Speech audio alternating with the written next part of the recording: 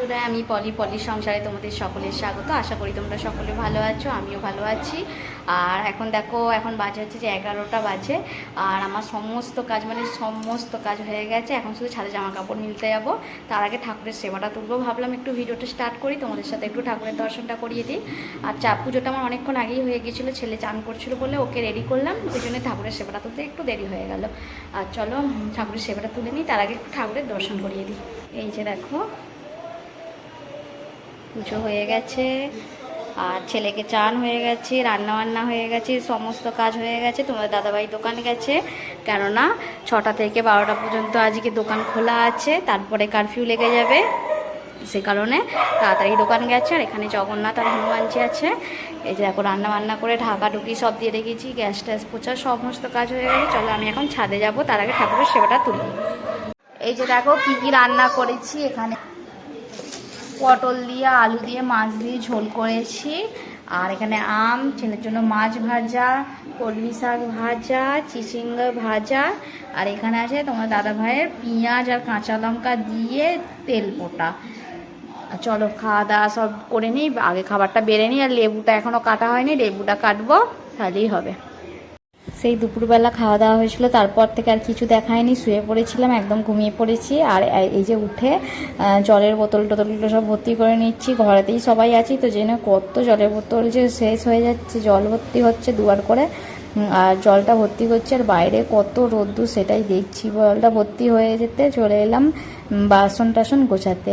সব বাসন টাসনগুলো সব গোছাগুছি করে নিয়ে আবার ওদের চাটা করতে হবে। আর সব যে বাসনগুলো তখন ধুয়ে ওখানে জল ঝরতে রেখে দিই, জলটা না ঝরলে রেখে দিলে না আবার এই কাপড়টা ভিজে যাবে।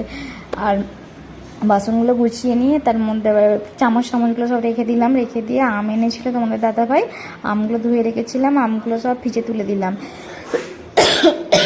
আর তারপরে জামা কাপড়গুলো গোছাতে লেগে গেছি। সব জামা কাপড়গুলো যেগুলো ছিল বিকালবেলা ঘুম থেকে উঠে গোছাচ্ছি। আর এর দুটো শুয়েই আছে। আমার ছেলেকে তো ডাকছি, সে তো উঠতেই চাইছে না।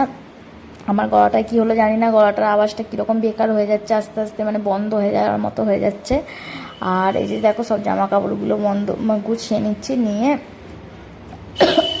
সরি গুছিয়ে নিয়ে তারপরে আছে বাকি কাজে হাত দেবো। বাকি কাজ বলতে কি, ঝাঁটটার দেওয়া দিয়েই থাকবে।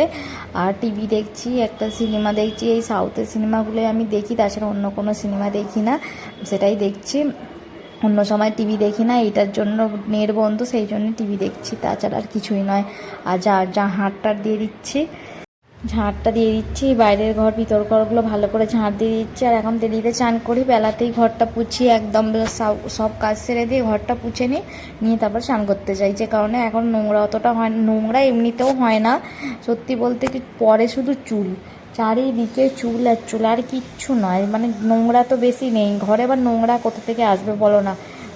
সারাক্ষণ পরিষ্কার পরিচ্ছন্ন করছি, কিন্তু এত চুল, ছোট চুল বড় চুলে ভর্তি, খাবারের মধ্যে পর্যন্ত চুল চলে যাচ্ছে। কী যে করি, মাথায় এত চুল নেই যত চুল ঘরেতে পড়ে থাকে।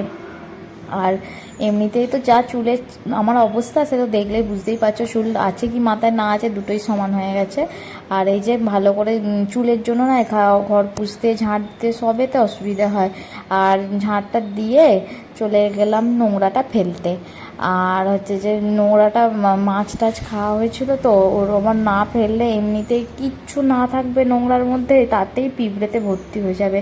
আর এই যে নোংরাটা ফেলে দিয়ে চলে আসছি। তখন কটা বাজে জানো না, আজকে অনেকটা দেরিতে গেছি, 5টার সময় নোংরা ফেলতে গেছি, লোকজনে ভর্তি। আর এই যে নোংরাটা ফেলে দিয়ে চলে এলাম। আর পায়েটা এটা তোমার দাদাভাই করেছে, আমি মানা করছিলাম, ও করেছে, এই জন্য আমি হাসতে হাসতে চলে এলাম। আমি মানা করছি অন্ধকার হবে। আর দেখো ওইসব নোংরা টোংরা ফেলে দিয়ে চলে এলাম, হাত পা ধুয়ে নিয়ে এবার চলে এসেছি দুজনে চা করতে, দুজনে বলছি মানে চা করতে চলে এলাম। আর হচ্ছে ছেলের দুধ গরম করছি। আর তোমাদের দাদাভাইকে আজকে বলেছিল আপনি লিকার চা করে দেবো, কিন্তু ও বলছে লিকার চা খাবে না। আর হচ্ছে আবার দুধ চা করে দিচ্ছি। আর চাটা করে নিই। আর আমার হচ্ছে যে গলাটা কী প্রবলেম হচ্ছে জানি না, বারবার কেরম একটা গলার মধ্যে হয়ে যাচ্ছে। যা হচ্ছে তাও ভয়েসটা দিচ্ছি, যখন দিয়ে দিই বন্ধ করবো আবার চালাবো, এরকম জন্য দিয়ে দিচ্ছি। আর দেখো আমার গ্যাসটারও কি প্রবলেম জানি না, বারবার জ্বালাবো বারবার বন্ধ হয়ে যাচ্ছে, হয়ে যাচ্ছে, তো ভালো লাগে না যেন, একটা রান্না করার এনার্জি থাকে না, বিরক্ত লেগে যায়, 10 বার রান্না করতে করতে বন্ধ করে হয়ে যাচ্ছে, গন্ধ করছে এইরকম। আর দেখো চাটা করেও নিলাম। আর আমি চা খাই না, আমি টোটালি আমার ইচ্ছাও করে না চা খেতে, আমি শখেতেও খাই না কিছুতেই না, কখনো মানে বেশি হয়ে গেলে তখন খাই, তাছাড়া ফেলে দেবো সেই জন্য খাই। আর চা হয়ে গেছে, ছেঁকে নিলাম, ছেঁকে নিয়ে ওকে এবার দিয়ে দেবো চাটা। ও তো চা খাওয়ার জন্য রেডি হয়ে বসেই আছে, ওকে দিনে দুবার না চা দিলে ও মানে বাইরে থেকে কিনে খাবে, আর আমি বাইরেতে দিই না, ওর ও বাইরে খাবার খেতে এখন আর পছন্দও করে না। আগে আগে যখন বিয়ের আগে খেত, এখন আর অভ্যাস নেই, আর ও খেতে চায় না, যাই জন্য ঘরেতেই দুবেলা ওকে চা করে দিতে হবেই। যদি 3টের সময় ভাত খেতে আসে দোকান থেকে, আসে 3টে সাড়ে 3টের সময়, যদি 4টের সময় যায়, 4টে বলছি মানে 10 মিনিট পরও যদি যায়, ওগুলো আমাকে চা করে দাও, আমি চা খেয়ে তবে যাবো। আর যে কী বলছি দুজনে জানি না, আমার মনে নেই, হাসাহাসি করছি, আমাকে কিছু নিশ্চয়ই বলছে, আমাকে নিশ্চয়ই রাগাচ্ছে, সেই কারণে আমি অতটা হাসিনি, ও হাসছে, তার মানে আমাকে কিছু রাগাচ্ছে, ওরকমই হবে, কেন আমাদের দুজনের পটে না, সব সময় এরকম কথা কাটাকাটি হাসাহাসি এরকম, ও আমাকে নিয়ে হাসবে, আমি ওকে নিয়ে এরকম করে করেই চলে আমাদের। আর যে এরকম খুনসুটি করে করেই চলছে, আর কিছুই না। আর ওকে চা করে দিয়েছে, আর আমরা থামস আপটা খাচ্ছি বলে আমাকে বলছে ও নিজের বেলায় থামস আপ খাচ্ছে, আর আমাকে বলে চাটা করে ধরিয়ে দিয়েছে, আমিও পরে খাবো, সন্ধ্যেবেলা খাবো আমাকে বলছে। আর আমরা আমার ছেলে তো একবার ওই সব হলে আর কি চাই তাকে বলে 1 গ্লাস ভর্তি করে ঢেলে দিলে ও খেয়ে নেবে, কি 1 বোতল দিয়ে দিলেও খেয়ে নেবে, এরকম ব্যাপার। ও আবার দেখছি মেপে মেপে দেখছে কতটা আছে, কবে খাবো, কবে শেষ করব। আর দেখো ওকে দিয়েছি, দেখো কীরকম করে গুলিয়ে গুলিয়ে খাচ্ছে, দেখো যেন মনে হচ্ছে ভিতরে কিছু দেয়া আছে। আর এই যে খেয়ে দিয়ে চলে এলাম, এবারে বাসন টাসনগুলো সব মেজে নিচ্ছি, নিয়ে আবার ছাদে একটু যাবো ঘুরতে। আর বিকেলবেলা একটু ছাদে গেলে বেশ ভালো লাগে, হাওয়া টাওয়া দেয়, তাছাড়া আর কিছুই নয়।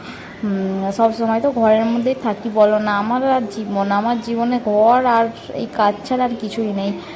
আর কখন কোথায় যাওয়া সেইভাবে কোথাও হয় না, মাঝে মাঝে ভাবি যে কী জীবন আমার, কে জানে, কোথাও যেতেও পারি না।